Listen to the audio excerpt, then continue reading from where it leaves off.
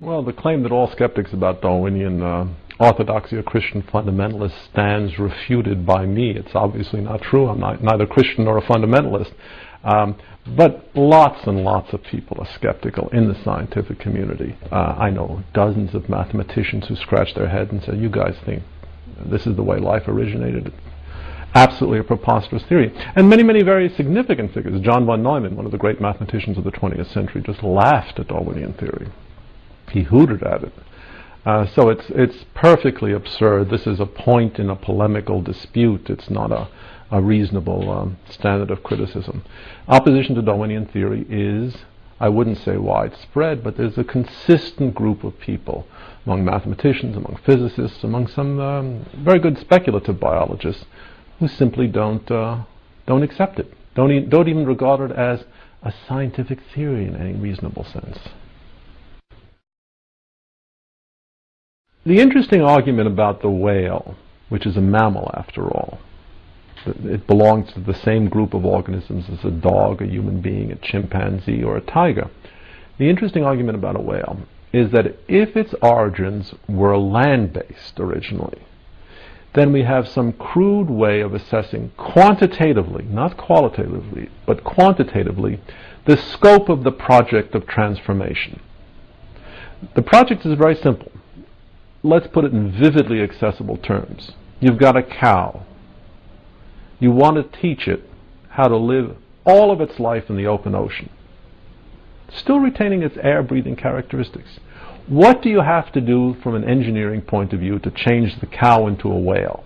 This is crude, but it gives you the essential idea. Now, if the same question were raised with respect to a car, and you ask what would it take to change a car into a submarine, we would understand immediately it would take a great many changes. The project is a massive engineering project of redesign and adaptation. Well, the same question occurs with respect to that proverbial cow.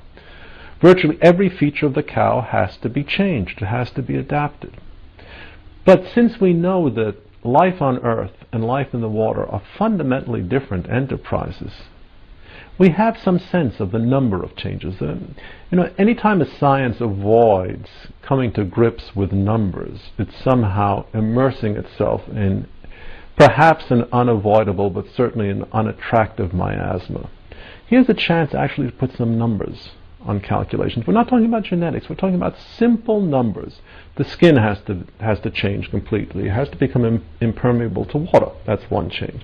Breathing apparatus has to change. A diving apparatus has to be put in place. Lactation systems have to be designed. The eyes have to be protected. The hearing has to be altered. Salivary organs have to be changed. Feeding mechanisms have to be changed. After all, a cow eats grass, a whale doesn't. As I say, I've tried to do some of these calculations. The calculations are certainly not hard. But they're interesting because I stopped at 50,000. That is morphological changes. And don't forget, these changes are not independent. They're all linked. If you change an organism's visual system, you have to change a great many parts of its cerebellum, its cerebrum, its nervous system. All of these changes are coordinated. So when we're talking about an evolutionary sequence such as this, what's interesting about the cow to whale transition, and I'm just using this as an easily accessible idea. What's interesting about the cow to whale transition is that we can see a different environment is going to impose severe design constraints on a possible evolutionary sequence.